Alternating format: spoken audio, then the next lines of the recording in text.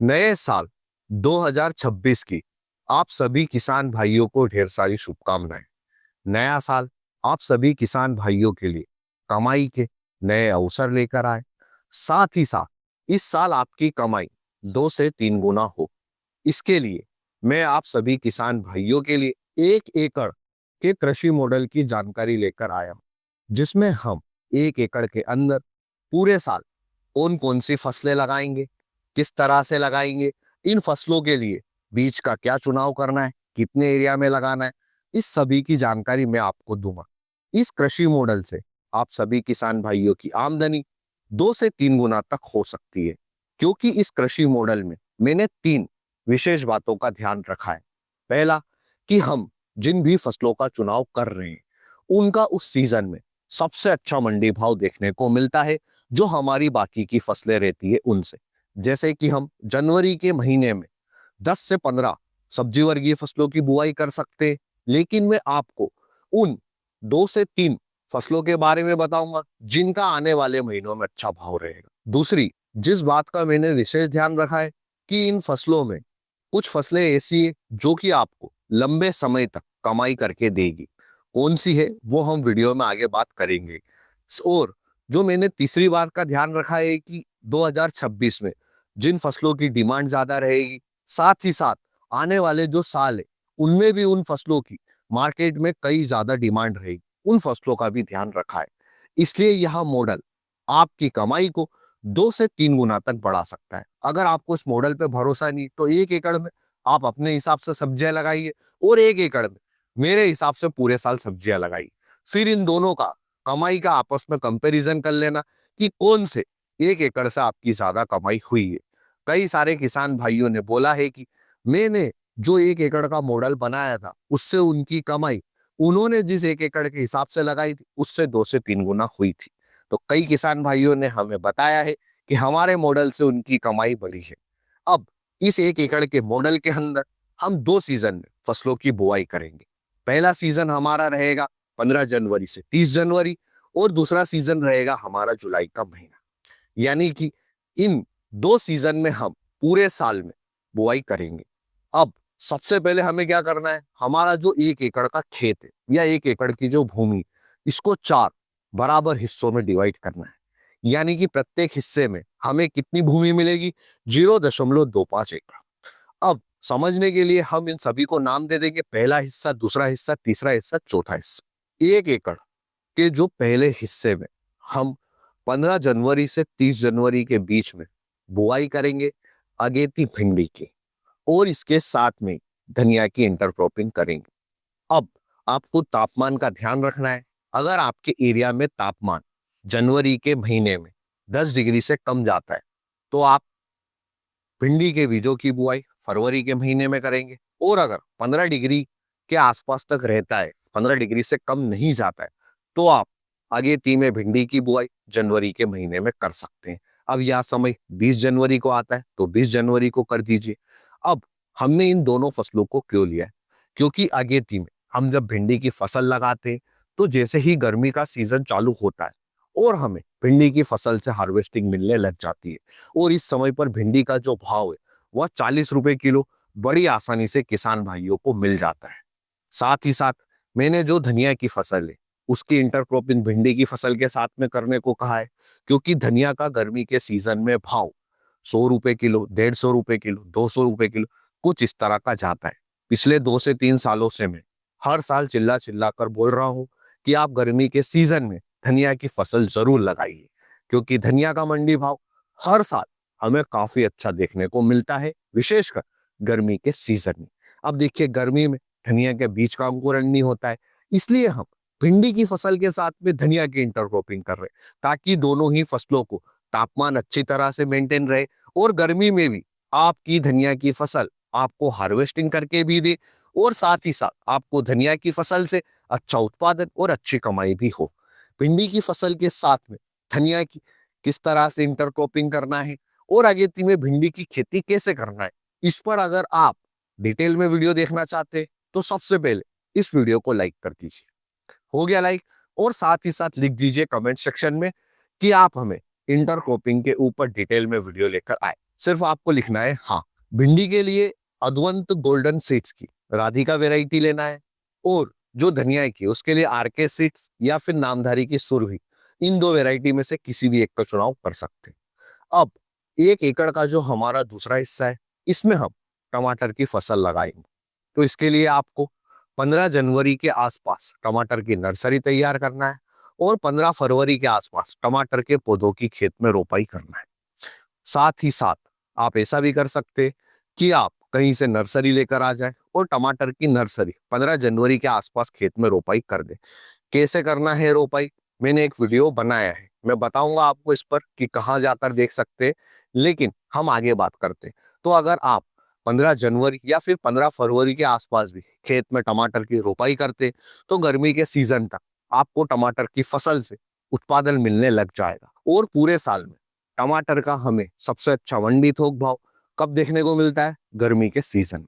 इसलिए हमने दूसरे हिस्से में टमाटर की फसल लिया है। अब टमाटर के लिए आप सिजंता की साहू वैरायटी का चुनाव कर सकते हैं, यह सबसे अच्छी वैरायटी है गर्मी के सीजन में उत्पादन लेने के लिए। अब खेत के जो तीसरे और चौथे हिस्से में हमें अगेती में तरबूज और अगेती में खरबूज की फसल लगाना है, 15 जनवरी से 30 जनवरी के बीच में। अगेती तरबूज, अगेती खरबूज और अगेती टमाटर, इनकी खेती जनवरी के महीने में हम किस तरह से कर सकते हैं? लो टनल के माध्यम से। इस पर मैंने डिटेल में वीडियो बनाया है, जिसे आप हमारे चैनल पर जाकर देख सकते हैं। आपको यह जो थंबनेल दिखाई दे रहा है, इसमें मैंने इन तीनों फसलों के ऊपर डिटेल में वीडियो बनाया है कि किस तरह से जनवरी के महीने में हमें इन फसलों की खेती करना है, इनके लिए हमें कौन से बीज का चुनाव करना है, बीज चुनाव हो गया तो खेत में रोपाई किस तरह से करना है। इस पर पूरा डिटेल में वीडियो बनाया है, आपको सिर्फ यह वीडियो जाकर देखना है। और आप अगेती में जनवरी के महीने में अगेती तरबूज, खरबूज और टमाटर की खेती किस तरह से करें, इसकी जानकारी आपको मिल जाएगी। अगेती में हम तरबूज की फसल लगाते हैं, उसका हमें काफी अच्छा भाव मिलता है, और अगेती में हम खरबूज की फसल लगाते हैं, उसका भी हमें काफी अच्छा भाव मिलता है। इसलिए मैंने इन दोनों फसलों को तीसरे और चौथे हिस्से में लगाने को कहा है। अब यहां से हमारा पहला सीजन खत्म होता है। अब ये हमारी फसलें कब तक चलेगी? ये हमारी फसलें चलेगी मई के महीने तक। कुछ फसलें अप्रैल के अंत तक ही खत्म हो जाएगी, तो कुछ फसलें मई के महीने तक चलेगी।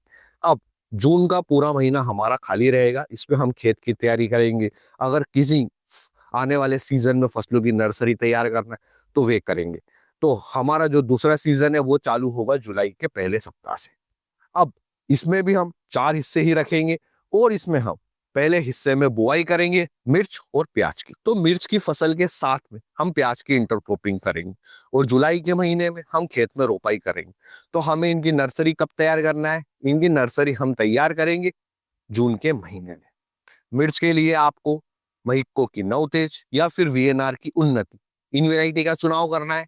और प्याज के लिए पूना फुरसुंगी या फिर एलोरा गुलाबी, इस वैरायटी का चुनाव करना है। अब इनकी नर्सरी तैयार हो जाएगी, जून के महीने में लगाना है, और जुलाई के महीने में खेत में रोपाई करना है। मिर्च की जो 2 लाइन के बीच में खाली पड़ी जगह है, यहां पर आपको प्याज की फसल लगाना है। अब वैसे तो हम प्याज के दो पौधों के बीच की दूरी 4 बाई 4 इंच रखते हैं, लाइन से लाइन की और पौधे से पौधे की। पर जब हम मिर्च की फसल के साथ में प्याज की इंटरक्रॉपिंग करेंगे, तो यह दूरी बढ़कर 20 इंच हो जाएगी। यानी कि प्याज की 2 लाइन के बीच की दूरी 20 इंच हो गई, और एक पौधे से दूसरे पौधे के बीच की दूरी भी 20 इंच ही रखना है। इस पर रिसर्च की गई है बांग्लादेश एग्रीकल्चर यूनिवर्सिटी ने, और उन्होंने यह दूरी निकाली है। क्योंकि जब आप इस दूरी पर मिर्च की फसल के साथ में प्याज की इंटरक्रॉपिंग करते हैं, तो दोनों फसलों के उत्पादन पर प्रभाव नहीं पड़ता है, और हम दोनों फसलों की इंटरक्रॉपिंग एक साथ कर सकते हैं। अब 1 एकड़ के दूसरे हिस्से में हम लगाएंगे करेला की फसल। करेला का पूरे ही साल सबसे अच्छा मंडी भाव देखने को मिलता है, इसलिए मैंने इस 1 एकड़ के दूसरे हिस्से में करेले की फसल का चुनाव किया है। चूंकि हम बारिश के सीजन में करेले की फसल लगा रहे हैं, तो करेले की फसल पर हमें कई सारे कीट और रोगों का अटैक दिखाई देगा। इन कीट और रोगों से बचने के लिए और करेले की फसल से हमें अच्छा उत्पादन मिले, इसके लिए हमें करेले की फसल को लगाना है मचान विधि से। मचान के ऊपर यानी कि बांस और तार का पूरा सेटअप बनाना है, और उसके ऊपर आपको करेले की फसल लगाना है। इस तरह से अगर आप करेले की फसल लगाते, तो ना सिर्फ आपको 1.5 से 2 गुना तक उत्पादन अच्छा देखने को मिलेगा, साथ ही साथ करेले की फसल पर जो बारिश के सीजन में रोग और कीट आते वे भी नहीं आएंगे, और खरपतवार निकालना भी काफी आसान रहेगा करेले की फसल के लिए। इसलिए हम करेले की फसल को मचान विधि से लगाएंगे बारिश के सीजन में, खेत के इस दूसरे हिस्से में। करेले का मंडी भाव जैसा कि मैंने बोला कि पूरे साल ही अच्छा मिलता है, और बारिश के सीजन में तो और भी अच्छा देखने को मिलता है। करेले के लिए आप अपने एरिया की किसी भी उन्नत वैरायटी का चुनाव कर सकते हैं, क्योंकि यह डिपेंड करता है कि आपके एरिया में करेले की कौन सी अच्छी वैरायटी है। अब हमारा जो तीसरा हिस्सा है 1 एकड़ का, इसमें हम बुआई करेंगे बारिश के सीजन की फूल गोभी की। देखिए, बारिश के सीजन में जब हम फूल गोभी की फसल लगाते हैं तो हमारा जो फूल गोभी का भाव है वह 40 रुपए किलो से लेकर 70 रुपए किलो तक मिलता है। इस साल तो किसान भाइयों को 100 रुपए किलो के आसपास तक फूल गोभी का मंडी भाव मिला है बारिश के सीजन। हमारे एरिया में 100 रुपए किलो गया था, क्योंकि ज्यादातर किसान भाइयों की फूल गोभी की फसल बारिश से प्रभावित हुई थी। इसलिए आपको अगेती फूल गोभी की खेती करना है बारिश के सीजन में, इसकी नर्सरी तैयार करना है जुलाई के महीने में। अगस्त के महीने में आपको फूल गोभी के पौधों की खेत में रोपाई करना है। कौन सी वैरायटी लेना है, क्या करना है, इस पर मैंने डिटेल में वीडियो बनाया है। साथ ही साथ आपको स्क्रीन पर वैरायटी की डिटेल भी दिख रही होगी। इन वैरायटी में से आप बारिश के सीजन के लिए किसी भी वैरायटी का चुनाव कर सकते हैं। अब 1 एकड़ के चौथे हिस्से में मैं आपको 2 फसलें बताता हूँ। पहली है गुलाब। अगर आप गुलाब लगाना चाहते हैं तो आपको दूरी रखना है 5 बाई 3, यानी कि गुलाब की 2 लाइन के बीच की दूरी 5 फीट और एक पौधे से दूसरे पौधे के बीच की दूरी 3 फीट। गुलाब की फसल आपको सालों साल उत्पादन करके देगी गुलाब का, और गुलाब का मंडी भाव सबसे अच्छा मिलता है। तो यह हमारी वह फसल है जो कि सालों साल हमें कमाई करके देगी। अब अगर आपने सिर्फ 0.25 एकड़ में गुलाब के पौधे लगाए तो 0.25 एकड़ में गुलाब के 300 के आसपास तक पौधे आएंगे 5 बाई 3 की दूरी पर। तो आप गुलाब लगा सकते हैं। जुलाई अगस्त के महीने में गुलाब के पौधों की खेत में रोपाई कर सकते हैं। नहीं तो आप लगाइए सहजन। सहजन की बीच की दूरी आपको 12 बाई 5 फीट रखना है, यानी कि 2 लाइन के बीच की दूरी 12 फीट और एक पौधे से दूसरे पौधे के बीच की दूरी 5 फीट। ऐसा करेंगे तो सहजन के 200 पौधे आएंगे। अब सहजन का जो हमारा एक पौधा है, अगर वह हमें 25 किलो उत्पादन देता है और हमें 40 रुपए किलो तक का भाव मिलता है, तो भी एक पौधा हमें 1,000 रुपए तक की कमाई करके देगा। आपने ऐसे 200 पौधे लगाए तो आपकी कितनी कमाई होगी? आपकी कमाई होगी 2 लाख रुपए, वो भी सिर्फ और सिर्फ 0.25 एकड़ से। यानी कि खेत का यह चौथा हिस्सा ही आपको आने वाले सालों में 2 लाख रुपए तक की कमाई करके देगा। सहजन की मार्केट में डिमांड तेजी से बढ़ रही है। साथ ही साथ कितनी डिमांड है सहजन के पौधे से, आप किस किस तरह से कमाई कर सकते, इस पर मैंने डिटेल में वीडियो बनाया है, जिसे आप हमारे चैनल पर जाकर देख सकते।